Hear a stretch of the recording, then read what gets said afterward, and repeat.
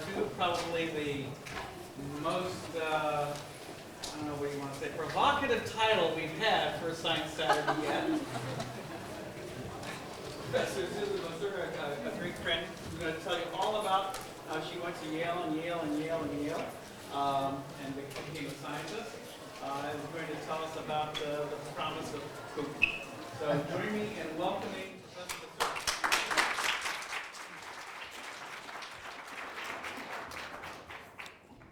Okay, can everybody hear me? Yes? Could you close the doors?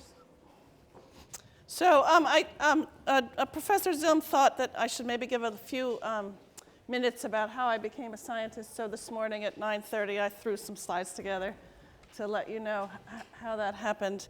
And so I pulled, this is a lecture I gave in 2011. I pulled the slides from this lecture. And just to let you know what I really work on. So I don't work on poop. Poop is only a hobby for me. What I really work on are these factories that cells have that make proteins, and they're called ribosomes. And I pioneered the study of ribosomes and how they're made in the cell nucleolus. And I now work on the human diseases of making ribosomes to the point where there are patients, fathers, contacting me for help throughout the world. So that's what I really do for a living. I'm a scientist because my father is a scientist. He was the most profound influence on me. This is my father, Renato Baserga, when he was about the same age I am now. He's now 91 years old. He was a scientist. He retired at age 87, was fully funded by the National Institutes of Health till then. He hasn't had an interesting life. He was born in Italy in 1925, and during World War II was a partisan. So he slept on straw for 2 years, was the leader of a band of 80 people whose job it was to thwart the Germans in Italy in the 1940s. He immigrated to the United States in 1953 to be a scientist and still serves as an inspiration for me in my life. He believed that both his daughters could be anything they wanted to be. So as you heard from Kurt, I'm Yale and Yale and Yale and Yale. I came here in 1976 and never left. This is kind of a boring CV. Yale, Yale, Yale, Yale, Yale, Yale. You get the idea, and hence the bulldog. I did what you're not supposed to do, and I paid some prices along the way for doing this. Part of the reason I stayed here so long is that I married one of my classmates in medical school. This is Peter Glaser, who's also a physician scientist, and is the chair of therapeutic radiology at the medical school. And as you can see, we were both much younger then. I faced some challenges along the way, and I'm putting this in for the kids in the audience. So this is my 3rd grade report card. And you can see that my teacher at the time said that my work was satisfactory, that I must work on improving my disposition, that I was moody, I responded poorly to constructive criticism, and I frequently rebelled. If not given her own way, I would say this last part is still true. But I had a teacher in high school. This was my art teacher, and this is too long to read, so I just excerpted. I had an art teacher, and you must keep in mind that I have no talent in art at all. I'm like anti-talented in art. But he saw something in me that would bode me well in my future career choice, where he wrote, Susan never seems fearful of even the most difficult of tasks. It is important to be undaunted in life.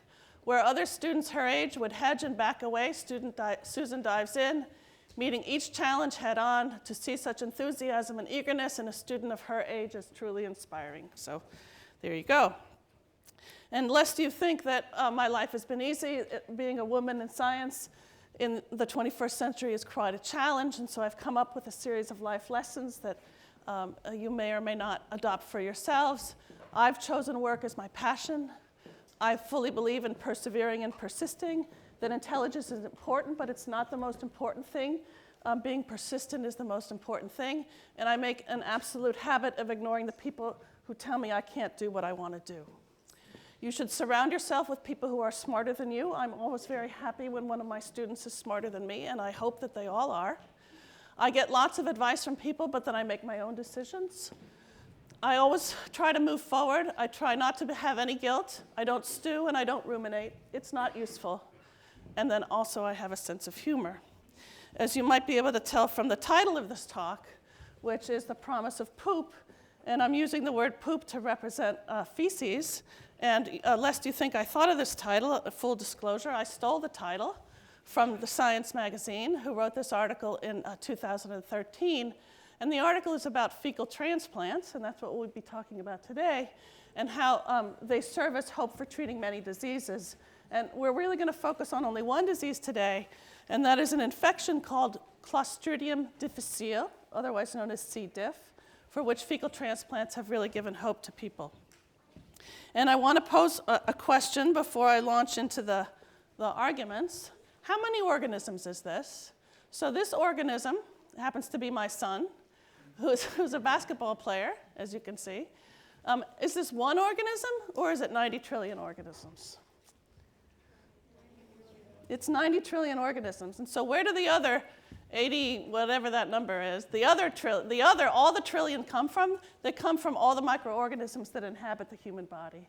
So we're used to thinking of us being as a single microorganisms, but really we live in symbiosis with entire ecosystems of other microorganisms. And those microorganisms are called our microbiota. And so how do we know that they're there? And we really only know that they're there because of modern technology that allows us to find them by DNA sequencing.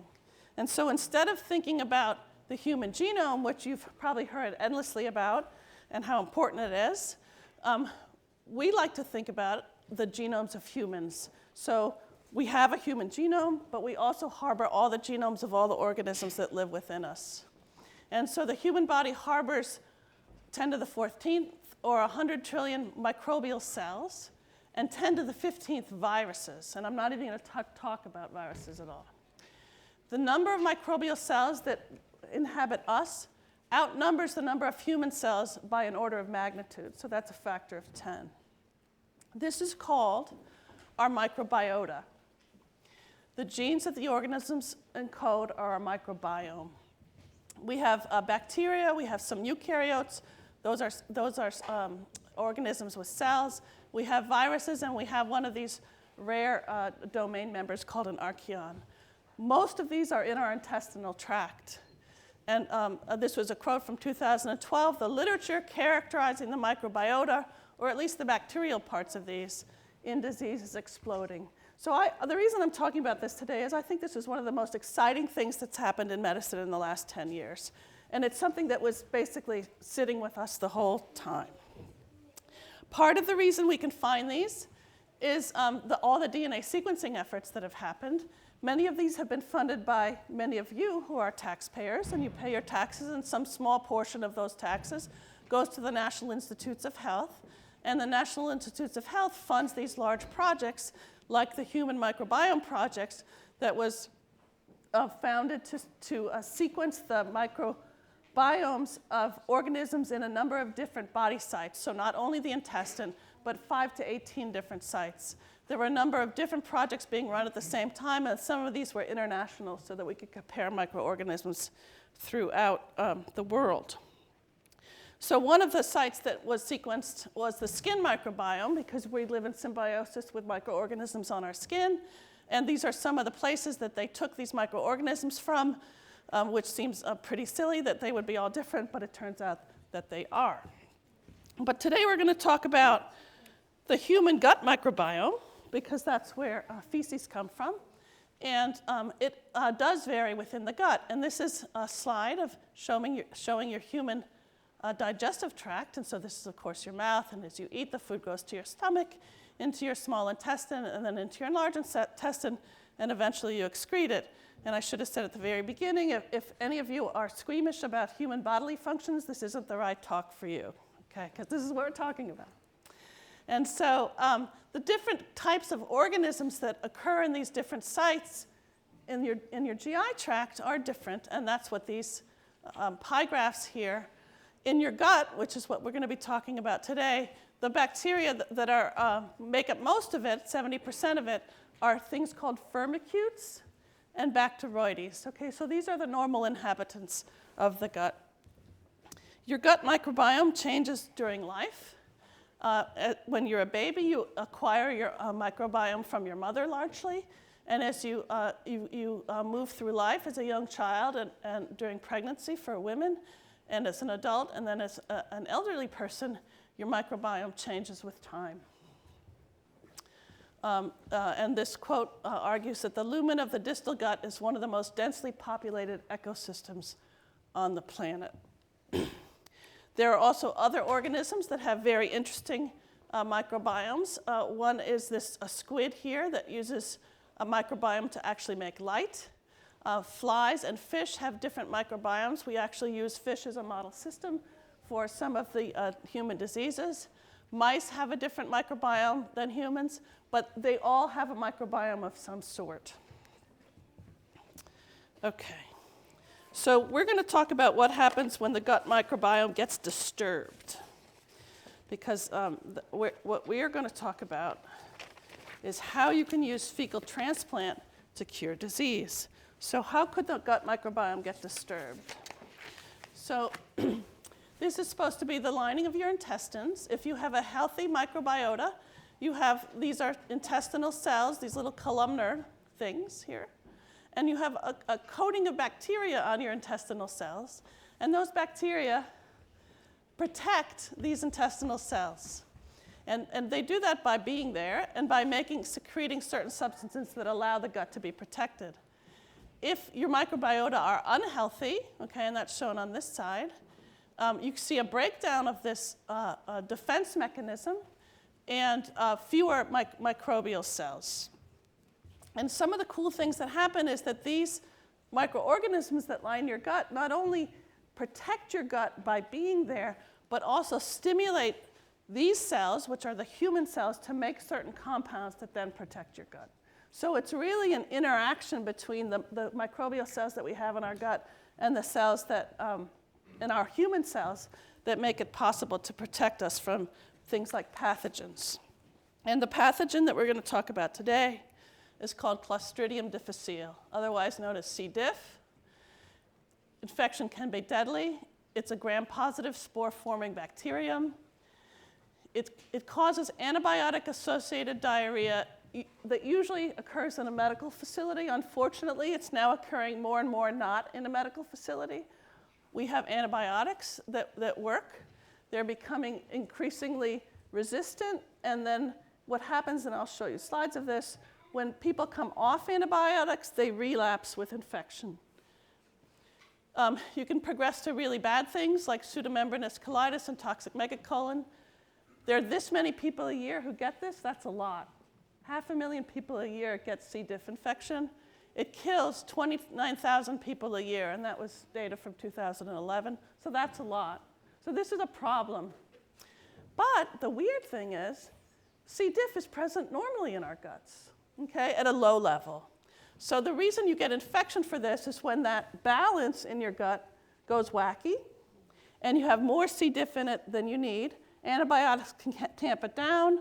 When you go off antibiotics, it comes back up. So we need a better solution. So let me show you some pictures. This is C. diff.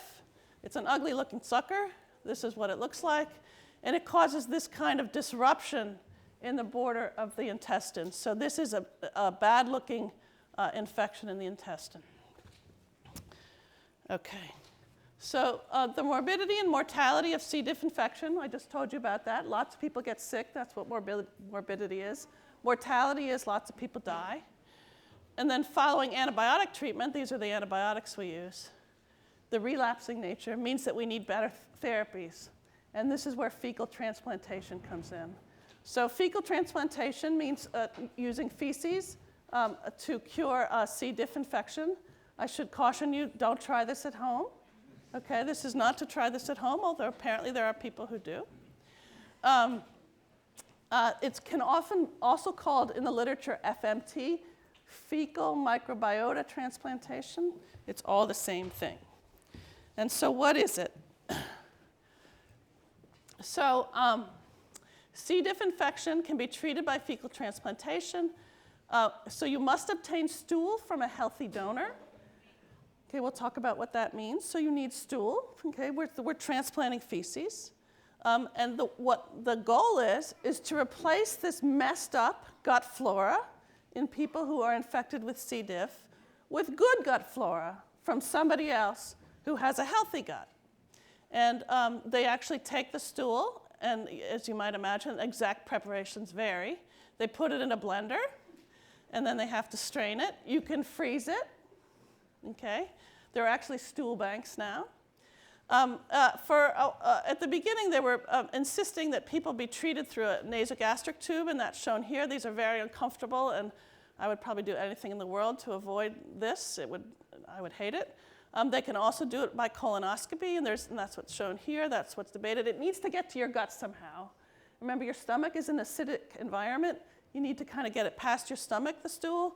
And so that what they do is they drop this tube into your duodenum, your small intestine, and then they can put it through the tube. So the idea is that science hoped to be able to, they're using fecal transplants now, but there's some, and I'll show you at the end, there's some effort to make a pill that you could take that has bacteria that would replace the ones that you're missing. Okay, so how long have we been using fecal transplantation? We're really just reviving an old therapy here. There's a 14th century Chinese handbook of emergency medicine, which is the oldest recorded example of this. In the 17th century, there was an Italian anatomist who noted that animals ate feces, which isn't so surprising because I can note that in my backyard with my Cocker Spaniel almost every day. But it was used in veterinary practice for rumination disorders, which would probably be in cows because they ruminate. So in 1958, Eisenman and colleagues treated 4 patients with this very bad disease with these fecal enemas. So this is stool that they got from a healthy donor. And then at that time, 3/4 of the people would have died, and they saved their lives. Okay, and so they wrote up a case report about it, and that was 1958. And if you look through the literature on this, or at least when I looked through it a few years ago, this person whose name is Thomas Julius Barodi, who in Australia, he's treated over 500 patients and keeps publishing on them. His cure rate is 95%, which is pretty high. That's like way higher than almost anything that we do. But the problem is that all of these are case reports. None of these are controlled studies. None of these tell us what kind of stool we're supposed to be using. None of these tell us what the dose should be. And so whereas the literature looks like it would be really positive in this regard, in medicine we don't go forward without very strict guidelines. And so in the New England Journal a few years ago, which is the hallmark of kind of the journal everyone hopes to publish in, for the first time there was an article about curing C. diff infection with a fecal transplant. And this was carried out in the Netherlands. And what they did was infuse donor feces for recurrent C. diff infection. And this was the study design. Let me just see if there's something else I'm supposed to be telling you. And it's not totally important what the study design. The important thing is they had a study design, as opposed to all the other doctors who are just doing this kind of ad hoc. They had a study design where they compared people who got feces to people who didn't get feces and how well did they do. This is very important in medicine. It was not double-blinded, which means the people knew if they were getting feces. I guess that would have been pretty obvious. Okay, so that is always a problem when you're doing a medical study, but in this case it couldn't be avoided. And it was interesting to note that they put some thought into deciding what we should screen the donor feces for, because you don't want to give someone feces and make them worse. And so they screen them for things like parasites, of course, for the thing that you're trying to cure, and then the blood for other communicable diseases. And this is one of the big discussions. What do we screen for, and when is enough? And I think the answer is we don't really know yet, but they screen for many things. So they gave these to people, and did it work? It worked great. And this is what they found. They actually stopped the study because they thought it was unethical to proceed and not to treat everyone with fecal transplantation. So it works, and let me show you what I mean by that. This is an easy graph to read. These are the percentage of people cured without relapse. You can see the people who got donor feces did great. They had really high cure rates. If they only got one, they were cured 81% of the time. And if they got overall feces, they were cured 94% of the time. And since this is a study, they compared it to antibiotics alone, where they only had a 31% cure rate, and antibiotics with washing out your bowel, where they had a lower cure rate. So now is the first time a study has ever been done that shows that fecal transplantation works.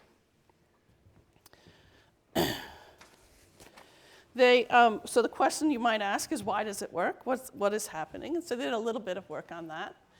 The working hypothesis is that when you gave people a fecal transplant, that they would then reconstitute a new gut microbiota. That was the working hypothesis, and that turned out to be true. Here we have a graph that's just a way of looking at the diversity of microbiota before and after fecal transplantation. This is the diversity of the microbiota in the fecal donors. This was the poor diversity in the patients before they got the transplant, and this was the diversity after. So you can see that it's working to cure disease by restoring the gut microbiota.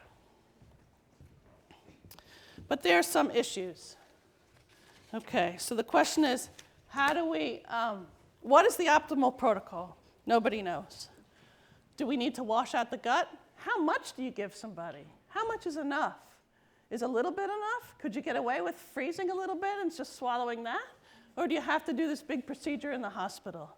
And then again, do you want to do an invasive procedure where tubes and all kinds of anesthesia is involved? Or is there a simpler thing we can do? And those are some of the things that we don't know about.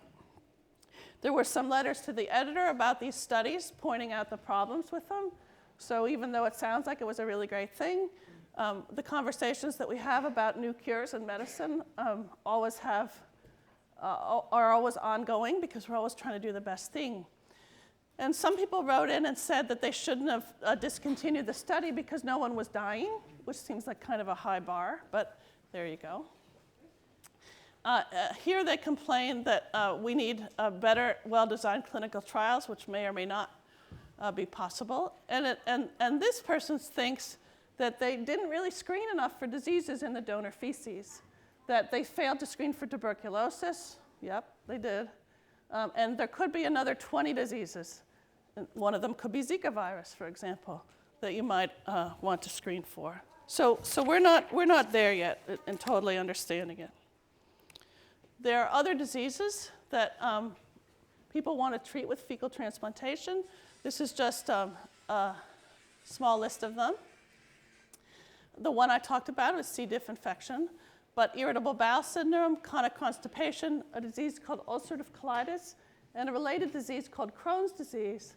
There are all trials ongoing to use fecal transplantation to treat these diseases.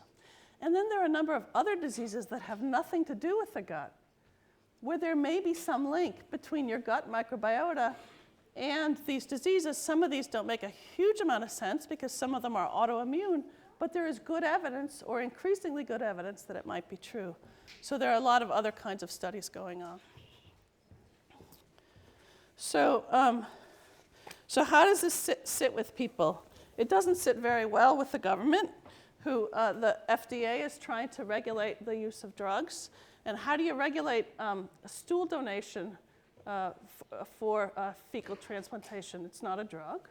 It hasn't passed the stringent requirements.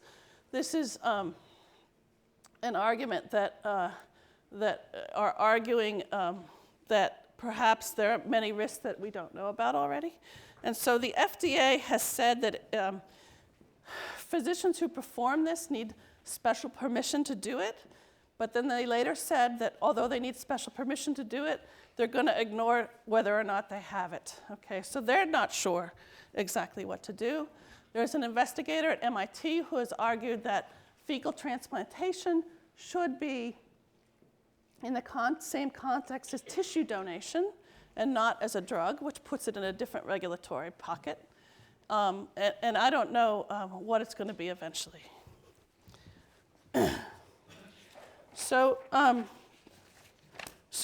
what we really need is not to do fecal transplantation, since we don't know what bacteria are in the feces. No one standardizes that. We don't know how much to give. We can't we can't check all the diseases that people have who are donating the feces. So what we really need is a pill that has the right composition of bacteria in them. And so there are a number of people trying to do this. And this is just one example, and this was in mice. So as far as I know, it hasn't been done in humans yet. And so what they did was they restored a C. diff infection in mice by giving them a pill of bacteria. And I'll show you some graphs on how that works. So these bacteria, C. diff, can infect mice. And this here is just a count of how much bacteria the mice are excreting in their intestines. So can you imagine the graduate student who had to do these experiments? They had to go around and collect all the mouse feces and calculate how much C. diff they had in their pellets. But so here's measuring C. diff. The mice have a high level of C. diff infection, and when they're treated with antibiotics, it goes down. When they take them off antibiotics, it goes up again. When they treat with them antibiotics, it goes down, okay? And that's just what happens in humans. That's why we need better therapies. So what they did was they took feces in mice from a normal mouse, and were able to show that fecal transplantation in mice will cure C. diff, as it does in humans.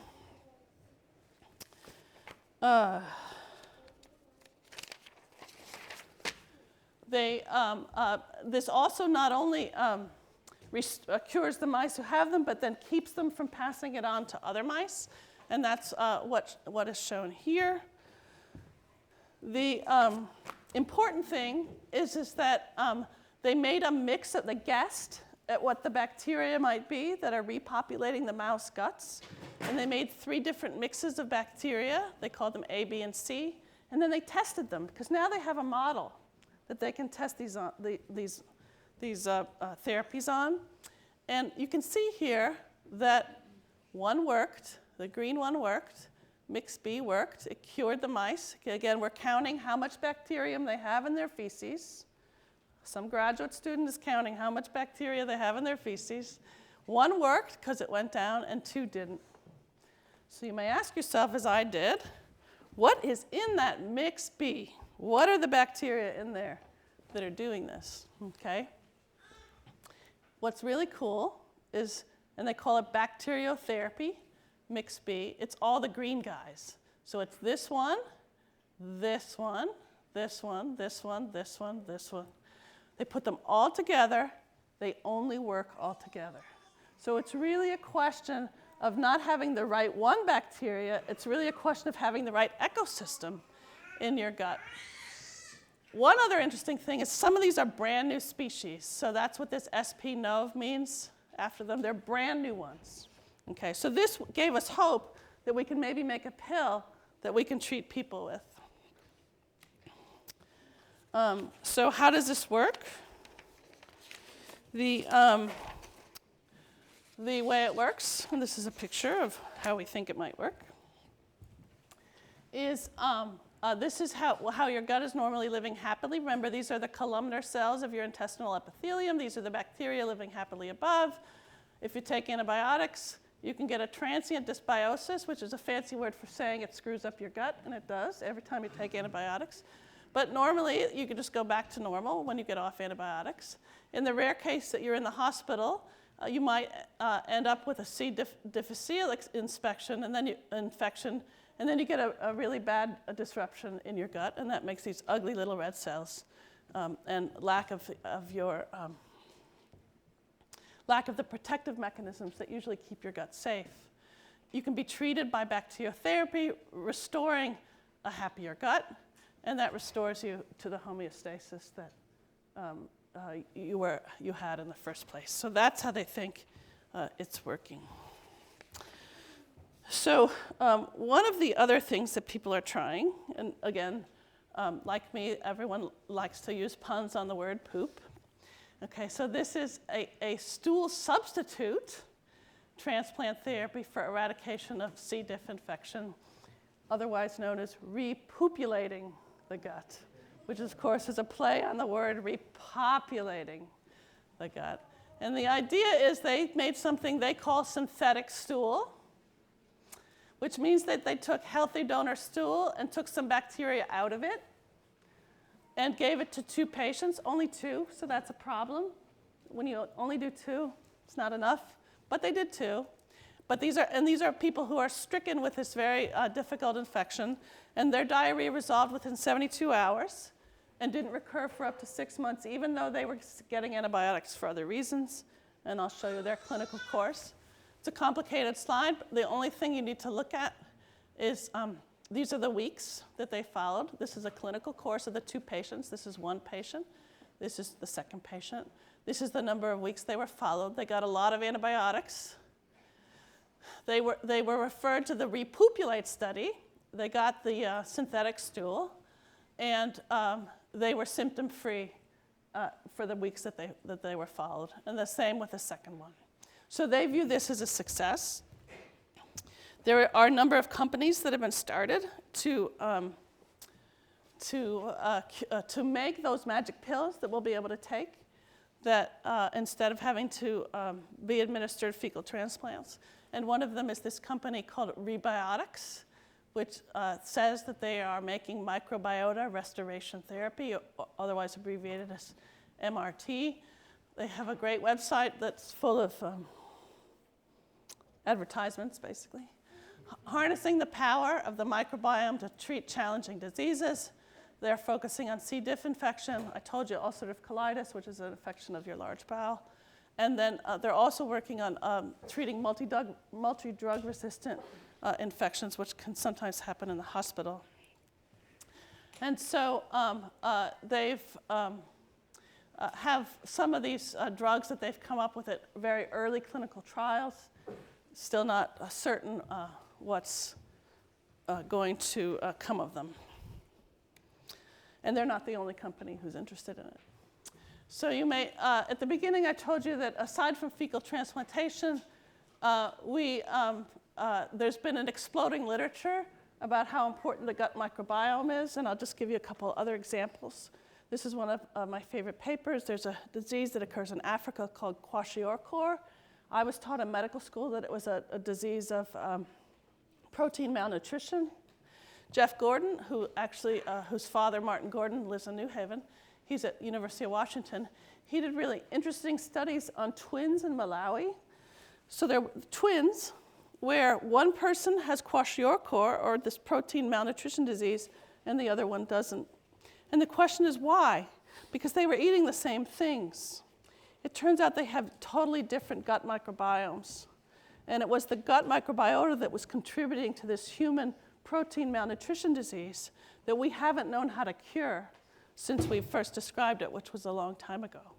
And what he then went on to do was to do studies in mice where he showed that he could then cure the mice who had kwashiorkor by giving them back the right gut microbiome. So to me, this is a hugely interesting thing. It suggests that a gut microbiome plays into diseases of malnutrition and poverty. And there are a couple other really intriguing things. Some of these I think are really wild. There's an idea that perhaps the gut microbiota contributes to cancer. Okay, and maybe in order to be treated with these toxic cancer drugs, and for that treatment to be successful, you need an appropriate ecosystem in your gut. And then, and that's true also with this paper. So all that is totally new. We don't know yet how it's going to play out in the end. But it's kind of the brave new world of medicine. So I just made one summary, and I'm happy to take any questions. The summary of what I told you today is that there are going to be a whole bunch of new therapies that boost our microbiota in our gut that will eventually cure disease. So I'm happy to take any questions. Yep?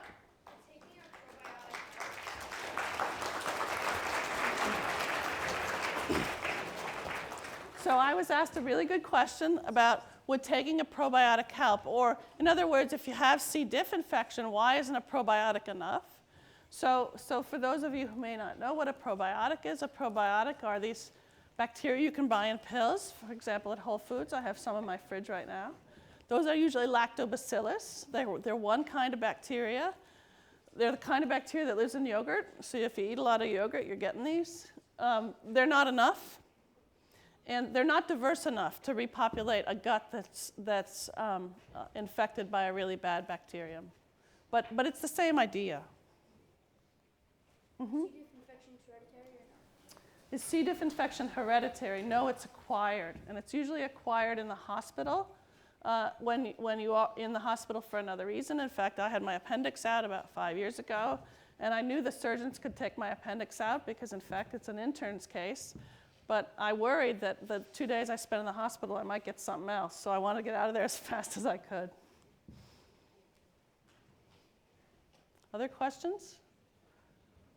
Uh-huh. You mentioned earlier that medicine doesn't proceed forward because of restrictions in moving places. So do you think that's a problem and that they're too restrictive and that they should maybe look a little leniency in the fact that you can help so many people that are affected by such as So the question, I'll repeat.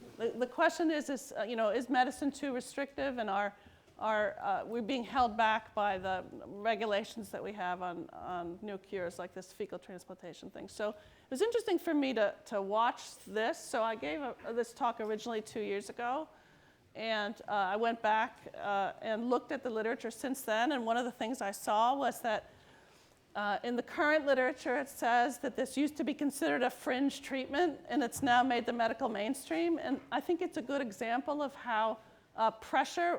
I think doctors aren't stupid, and when they see something that works, they're going to go for it. I think that we're cautious for a reason with our regulations because many bad things have happened to people. So it needs to be a balance. Uh-huh. How do the bacteria that you find in yogurt survive the stomach, given that there are all this acid there? Yeah, so that's one of the reasons they drop these NG tubes, the nasogastric tubes, and they give the bacteria by colonoscopy because they're worried about the stomach acid. They do, or enough of them do, to populate the gut. Uh-huh. I wonder if there's any relation between drug companies and the FDA and the resistance to kind of want to move something like this forward. So I don't know. I think it seems to be small biotech companies that are working on making these formulations and not the big drug companies. And usually what happens, at least from me watching them, not that I have no vested interest in any of this stuff. I own no companies. What usually happens with the small biotech, when they get to a certain productivity, they get bought by the large companies. But from my kind of snooping around the internet, it seems to be that it's the small companies that are taking the risks. I think it's a huge market, and I think it's going to be a little tricky to define what we really need. But I think it's great. I think it's the future. Uh-huh. Statistically, in studying where they go to 3 different mixes, how do you separate bacteria? Is it the size? Is it based on? That's a good question. So I'm thinking that these were bacteria that could be cultured, and so they just cultured them and then put them together in different mixes. It brings up a very important point, though, that I failed to say, and that was that not all the bacteria that live in our guts we can culture. And we know they're there because we can sequence them, but we may not have the right conditions to culture them. But I think that's a good point. We could be missing something that might be useful. Mm-hmm. How about other organs? What do you mean, how about other organs?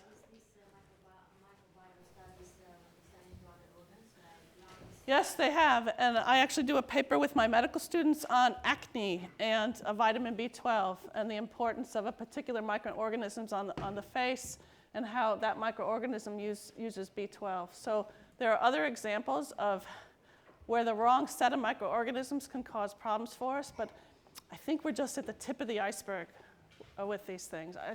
I just think this is so cool that we live in symbiosis with these trillions of organisms, and not only do we benefit from them, but they couldn't live without us either. I just think it's totally cool.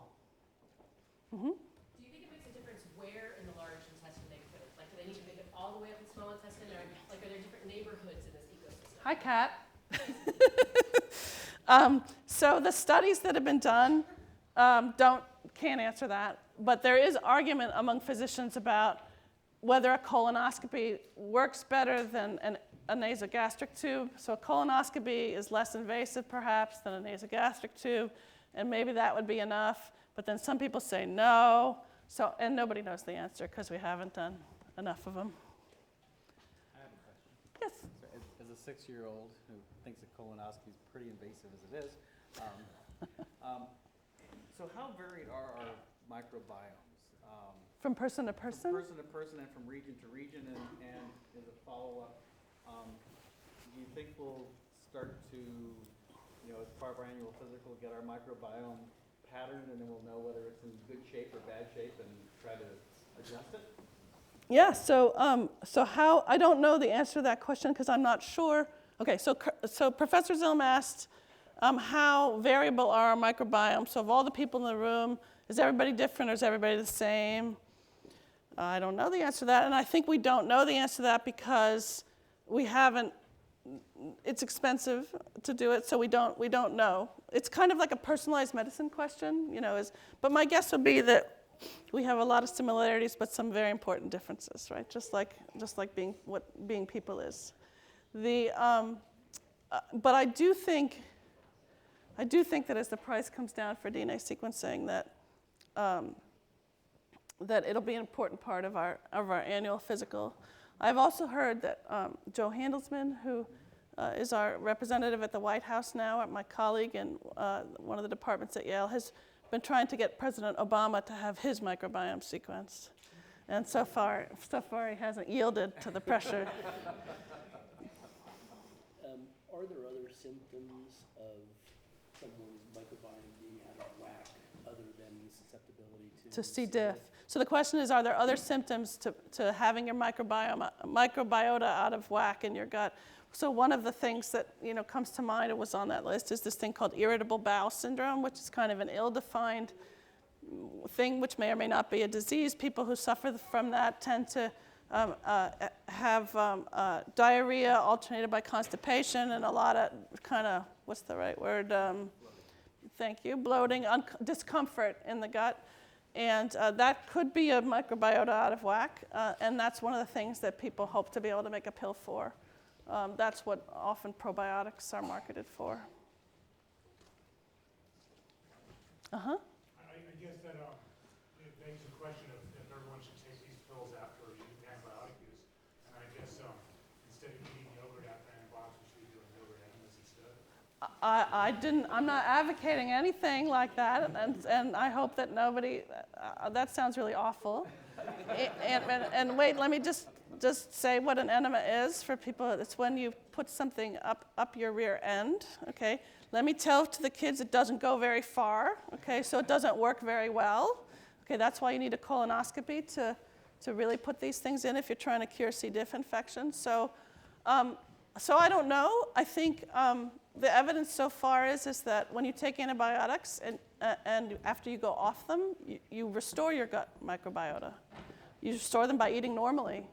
So I don't think I would go crazy worrying about that. I think that these people with C. diff infection are at risk for death, and it's a horrible thing when you have it. And it happens a lot of times with people who are immune compromised, who have cancer, so they have many other things to worry about.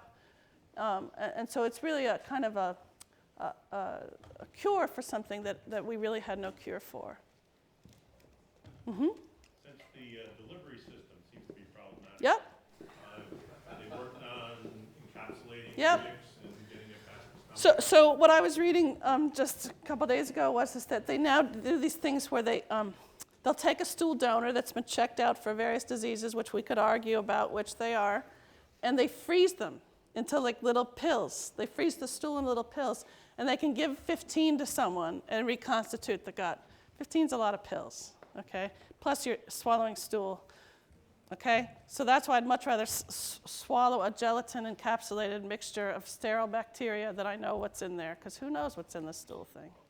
Mm-hmm. Since the food is the stuff that comes in that creates this microbiota, wouldn't it be interesting to look actually at the people who have generally healthy microbiota and healthy guts? And how they eat, you mean?